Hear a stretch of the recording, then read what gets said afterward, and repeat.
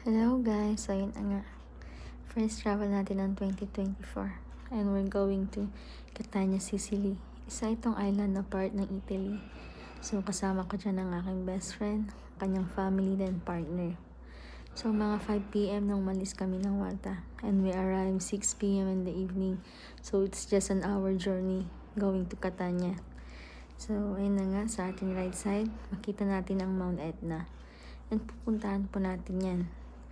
So, palapag na ang eroplano dyan. And 5, 4, 3, 2, 1. So, na yan. Nasa Catania Airport na po tayo.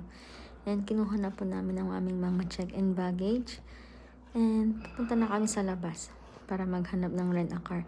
Dahil sobrang layo ng mga places dito sa Catania. So, panoorin nyo po at abangan nyo po ang aming mga next video. Thank you!